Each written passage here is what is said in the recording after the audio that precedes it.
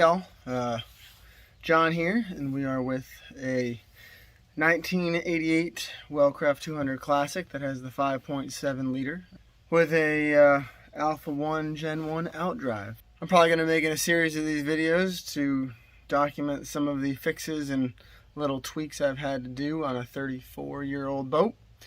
Bear with me, I'm new to boating, but hopefully I can show some people some tips and tricks of it just because these boats are getting so old. So hopefully this helps even a few people. Thank you, and hopefully I can help. So this is my engine bay. We're going to be doing the winterization process right now. Yeah, as you can see, with these two seats on either side, makes this engine bay a little bit snug, and so I found that a challenge to find some of the drains and whatnot. So hopefully I can get some stuff on video that will help you guys. So what you'll only need if you're lucky is some a 5/16 with a couple extensions. If you need to get a little more violent, you're gonna need a couple of these guys, flat blades, just to get some of these hoses off. I suggest a few different lengths. I don't think I'll be needing them today because I've actually winterized this once before, because we had a cold night here in the Charlotte region, and I just wanted to be extra safe. But yeah, so, and then of course you'll need some antifreeze. I've had some sitting outside here, so I will be using that as well. I just want to give you a quick overview of what we're going to be doing for the winterization process. I will attempt to give you the order here, but frankly, once you see the method I use, I don't think order matters completely. So there are two manifold drains, and this is one of the manifolds, and this is one of the manifolds over here. There are two block drains, which are obviously the engine block. You're going to remove the hoses, the top hose and the bottom hoses into the manifolds. Might be a little bit overkill on the bottom hoses because there are drains in there, but it's another 5 minutes maybe, so I don't take the chance. And then you're going to remove this water hose here, and you're going to use it as kind of a funnel to pour pour antifreeze in. And then you're going to also remove this on the bottom. This is your fresh water line, connects to your power steering cooler, and that you just got to let that drain as well, or else you could crack the power steering cooler. So that's going to be the overview. And I will go ahead and start to try to show you where stuff is. So we are looking at the left-hand side of the engine, left-hand side from which the perspective of the video started. So you can see that little brass T-nut there. So we're going to go ahead and take that loose. Try to get you a video of this. You can see it's dripping because I got it loose. Go. This thing's going to start to drain. It's starting to drain pretty good. There you go. You see that drain. There you go. So a decent stream of fluid there. One tip I was told to do, if these don't come out with any water, they might be a little clogged. Take like a coat hanger, take something like that, some rebar, tie wire or something like that, and actually just kind of unclog them. So now we're going to go to the right hand side. So you can see that other brass T-nut. I'm going to go in there and start to loosen that as well. Try to actually get it loose, so that's going to start draining. You can see that draining there. Again, just a little petcock type thing. Makes it real simple, to be honest. So now here comes the more fun drains, the engine block drains. Now those I am going to try to get you a visual on. There's one on each side, about halfway down the block. I can't quite tell if they're between, the front two cylinders and rear two cylinders. It's tough to get. I mean, I can't get a visual on them. You just got to feel by hand. So I'll describe it, but I'm going to also try to, dive the camera in there and see if we can get a glimpse of it. If I'm going for this side right here, laying on my right hand side and starting to reach under, you're feeling for those same petcocks. And the exact reverse over here, this side right here is actually easier to get to, but you're going to be under to at least your elbow. It's not the greatest, but we're going to try to get some video for you here. So we're going to dive in the left hand side here. I'm going to go slow, and you're going to kind of see where I'm going, but the video might not be great, but hopefully it gives you an idea. So think I'm getting this on video. As you could see in that previous couple seconds, you could see that petcock under there, and you could see where you got to reach to. So that's how you get there on that side. I'm gonna go ahead and do that one. There's no way I'm gonna get a video of my hand doing it, but let me get that draining. All right, guys, I got a shot of the odd bank petcock. See, it's behind the motor mount, and you can see in the bottom right there, there's a power steering cooler with that brass bolt. So you got to go past the motor mount and then start loosening from there. Hopefully this guide helps a bit. I'm leaned up against the front power steering belt, so it kind of gives you perspective of where I'm at. The alternator is right to the right of the camera. All right, I kind of lied to you guys a little bit about how to get to that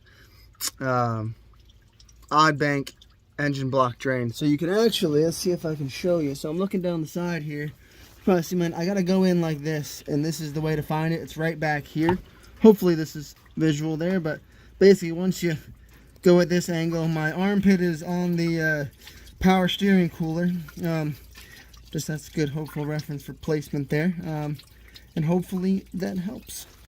This hose removal, in my opinion, really doesn't need to happen in any particular order, but I'm going to first start with the freshwater hose. The hose clamp is down here, so I come in this side with a pretty decent extension and start to loosen. It's not horrible. It definitely takes a little bit of patience, though. This is the hose clamp for the lower hose for the manifold. I'm taking that off. And again, like I said, it might be overkill, but this is an easy one to get to. It just one more guarantee something's drained. This one I actually can get you a view of it coming off, so we'll take it off here. There you go, she's coming off. So there you go, just pull her on off there. A little bit of water comes out, so keep that in mind. We drained the manifolds with that manifold drain, and we still got some stuff out of this. So I don't know, that's why I kind of think it's worth it. See, you can see the other side and the other hose clamp. I'm gonna go ahead and take that off. So, again, good bit of water. Feel like it's, again, 30 seconds of work. Might as well take it off. So now we're gonna take off the top hoses to the manifold. This one on video, make it easy for you. So this won't have any water in it. Likely maybe a little bit, but this is just going to allow us to pour some antifreeze in there. Okay.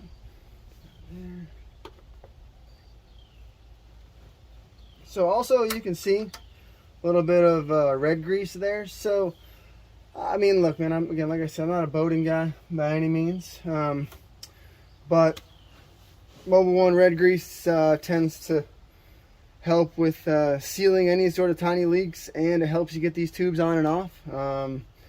You know, maybe it's unorthodox, maybe it's not good, but I've already ran the boat with it on, and if the hose clamps are good, you know, you can see you got ridges here, so they're not coming off. It just makes it easier to take these hoses on and off when you need to.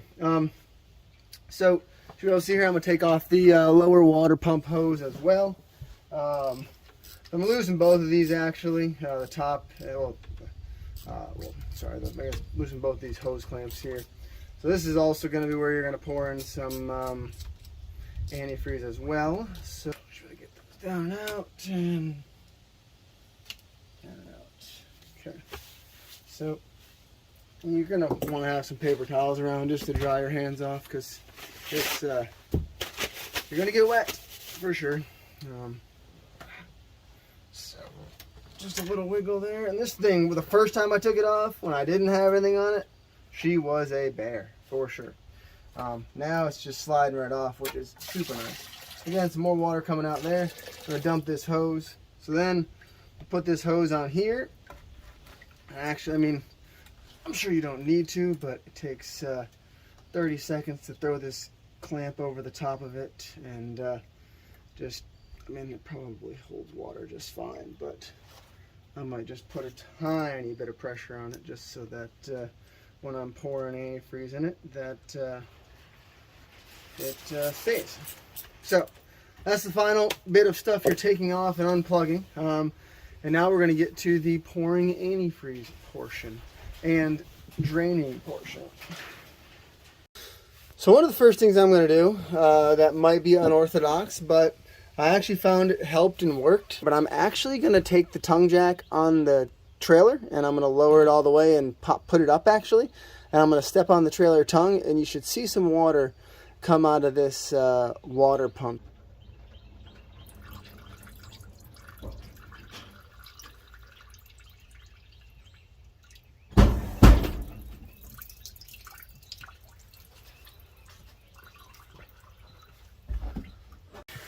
Hope you saw a little bit of water come out. I actually had the boat pretty low in the tongue as it was. So probably not that much came out compared to when I had the tongue a little higher.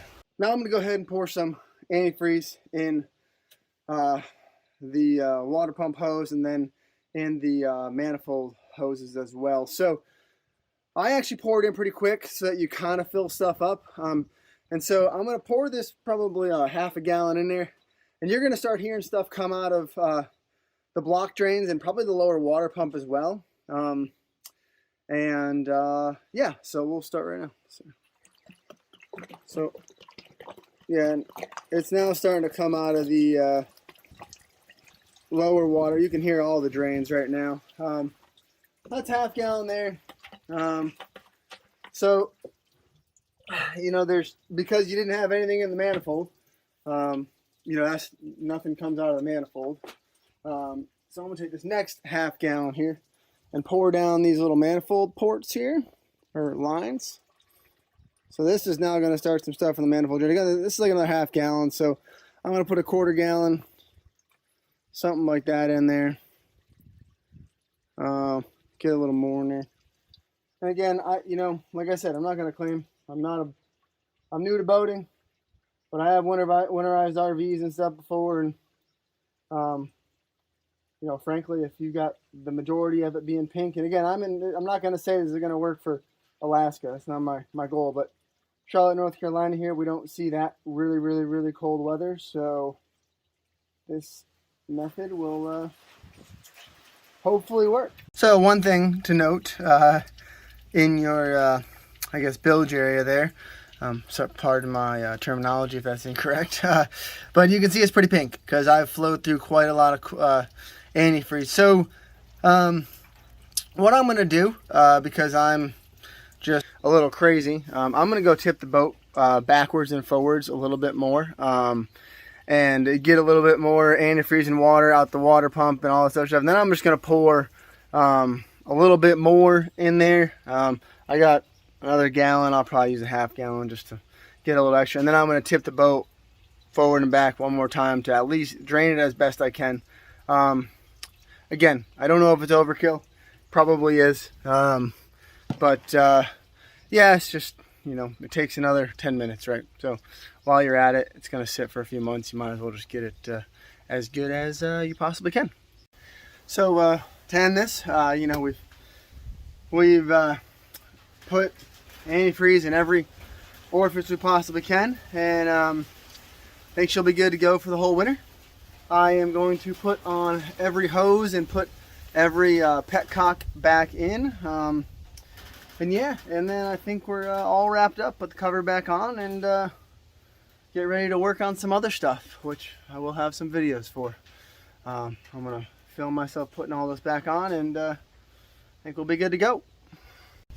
Alrighty, well, we'll start with the hoses there. Nothing too hard about this.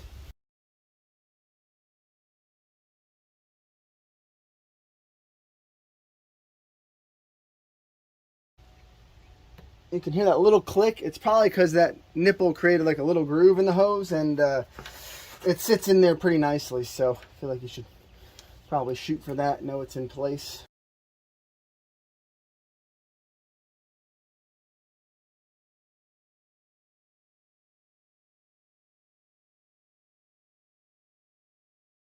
Depends what kind of mechanic you are, but you could take all the hose clamps off and not leave them on the lines like I did, so that you don't forget to tighten one of them. You know, just one of those tips. If you take it off, you know you got to put it back on. Whereas if it's on there, you might miss one. I've missed one on my Ford F-350 before, I was doing some cooling system work, and you learn your lesson fast. So now I'm going to go and put these drains back in. The manifold ones are pretty easy to get to. They're not bad, and again, you know, I put them in there pretty tightly. They're a little bit of a challenge to get out, but you don't have to kill them, and they don't leak. And quite frankly, I mean, I don't like to do things halfway, but if they're leaking, it's just leaking into your bilge, just drips into your bilge, and it'll come out. So I mean, you don't want it pouring water, but if it's got a drip or two to make it easier to get out, well, maybe that's okay. I'm not going to pretend that one's fun, but you get there. And then the positioning for this one, just kind of a reach under, which now you see the back of my lovely red hair right now. Alright, so final thing is seawater hose. I go with my little bit longer extension here. So just got to slide that back on your power steering cooler down here, and get your ratchet on it, crank it down, and that'll be the finale. This one's a little bit of a pain. There's not a lot of ratchet room for you.